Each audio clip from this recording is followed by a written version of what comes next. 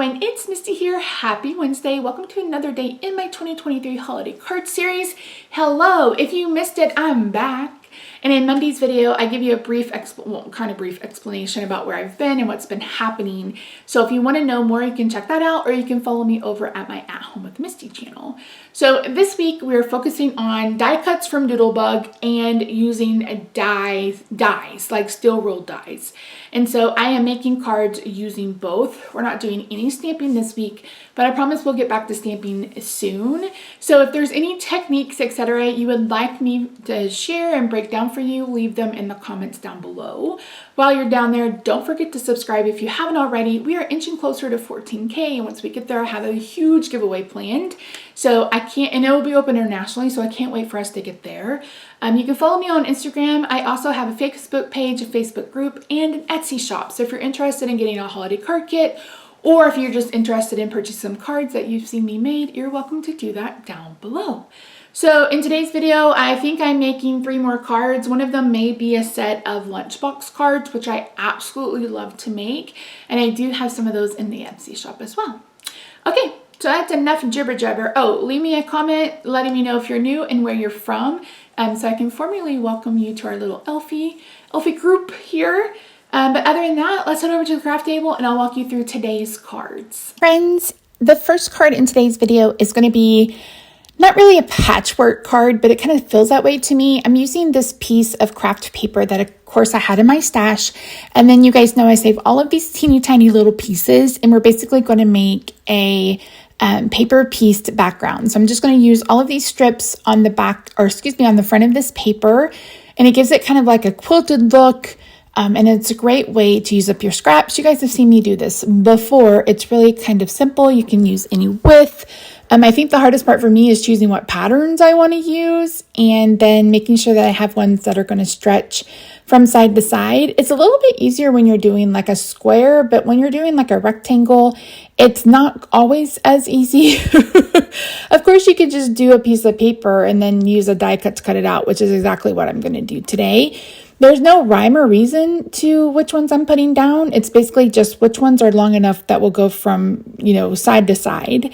And I did have to cut some down a couple of times, but we made it. We made do.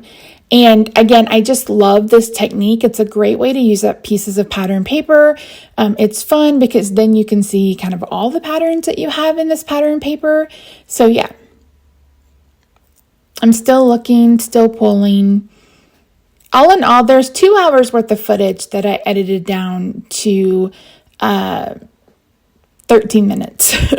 But to be fair, like I've taken some breaks, or I fiddled around and looked for paper for 15 minutes and I try to cut all of that stuff out.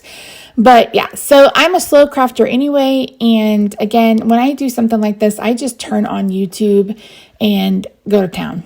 So yeah. I'm going to use one of these rectangles from Pink and Main to cut this out, and it will cut through all of this paper, the switch will. So for my background, I knew that I wanted to use plaid because I love it, and I really love it with this red. I'm going to use that Santa head that I was debating on for the cards on Monday. And I wanted to bring in a little bit of the gingerbread, but I wanted to bring in a little bit more pink. So I am going to end up finding a pink piece of paper, I think. And I'm going to add that. But first I'm going to cut this out, cut it down to size, and then I'm going to put it on a piece of green paper, the green that matches the circle. Again, I just kind of went back and forth with this one. Again, how many times can I say again? Oh my word. I never go in with knowing what I'm going to do. I'm just doing like whatever it takes me. And sometimes I have a lot of inspiration and go a long way. And sometimes I'm like, no, I don't love that. Let me try something different. And you can see me doing that here. I didn't love it. I didn't love it at all. And when that happens, I either put it to the side and think that I can work on it, on a different day, or I'll do something like this. I'll bring in some paper and add it to the back. And I really like how this looked. I really liked how this looked. I thought I brought in pink on this card. Clearly I am mistaken.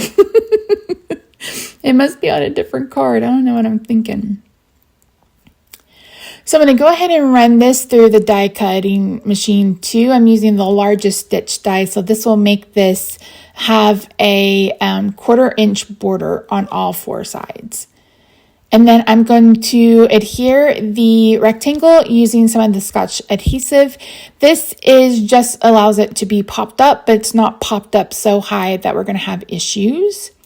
I'm putting the circle flat. I'm going to add some small dimensionals to the back of Santa's head. I think the Santa is so cute. The Hello Bluebird one, though, has my heart. I need to put that on my Christmas list because that stamp set is just so stinking cute. The one with the deers or the fawn, oh, so cute. That whole release is cute. Maybe one day I'll pick it up. I don't know. So I went through the paper and found those sentiments and cut out the sentiment that says jingle all the way. I added tape runner to where it was going to touch his beard, and then dimensionals where it doesn't. And that's card number 1. Card number 2, I'm going to bring in this red plaid. This red plaid is from eons ago. And this is a piece of, I want to say this is Poppy Parade, that I had an extra card base out of. So that card base is cut to 4 1/4 by 11, scored at 5 1/2. I'm going to be bringing in another piece, and I cut that out using the largest rectangle die. And then here I am, I messed it up. So I'm going to pull it up very, very carefully and then get it repositioned with more adhesive.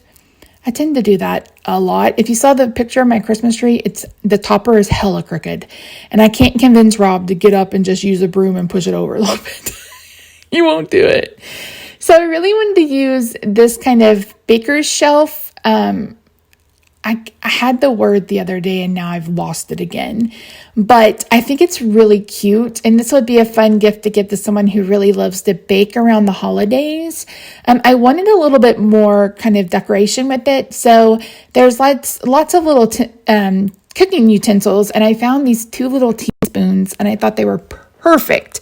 So they got some dimensional or some foam adhesive on the back. And I think this card turned out so stinking cute. And like I said, I think it would be perfect for someone who bakes. For the last card, this one was a journey. This card was a journey. It was a journey. It was a journey. Here's the pink. I knew I put pink somewhere. Y'all listen. I think I told the story already that I asked Rob the same question 3 times on Sunday. So my brain is melted. I really wanted to do something with the cookies. Like that's where I was going with this. I really wanted to use the cookies. So we have scrap pieces of paper. That white actually has, it was quilted, used the quilted die cut from Honeybee Stamp. So it looks quilted and I've saved it and I want to use it on something because I think it would be really cool. And I figured this is the card to do it on. I wanted to bring in pink because there's dark pink in this gingerbread paper and there is a little bit of dark pink in some of these die cuts. So initially I thought I was going to use the gingerbread house and then I settled on this little guy with the tree and the little candies. I think he is so stinking cute. I cannot handle it. So I'm just cutting these papers down to size. I am going to be putting them on another piece of paper because I want to have it matte. I almost always add a matte behind something. I just like that little pop of color and it also makes it stand out. And next week you'll see that I love pink and turquoise. You'll see that I love pink and turquoise.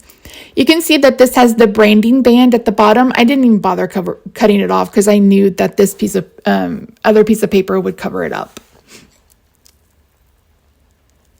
So this is a larger pattern, but it is kind of tone on tone. So this to me would count as like a neutral. And then the main pattern is going to be the pink. So this is going on a pink card base and I felt like I needed to bring in a little bit more of that pink. Here I'm using a small rectangle to cut out that die cut that paper. And because I wanted to have a place to put our cute little gingerbread. And at this point I still was undecided, but I finally did make a decision.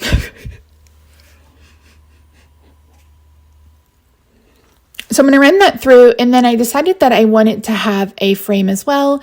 So I'm going to adhere this and have two of the sides have a little bit of paper showing, and then I'm going to trim the rest of it down with my trimmer.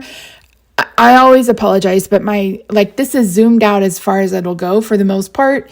So I can never really show the trimmer, and I am blind as a bat, so I have to kind of pull it to my face. So I am going to adhere the pink paper that has the white on it with the foam. This is foam that's left over from some Queen & Co. kits. I'm trying to be as zero waste as possible. If you're new here, hi, thanks for joining us today. Thanks for joining us today. I feel like this is the best kind of way for beginners to get into some die cutting and stuff. Die cutting can be very expensive. Dies are stupid expensive. So I feel like it's important to share ways that you can stretch your dies and stretch your die cuts. Here you can see I'm fiddling around because I really thought I was going to go back to the cookies, but I settled on that cute little gingerbread that you saw earlier.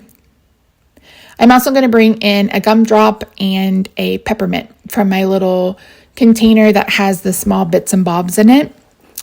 So yeah. So thank you so much for joining me today. I really do appreciate you.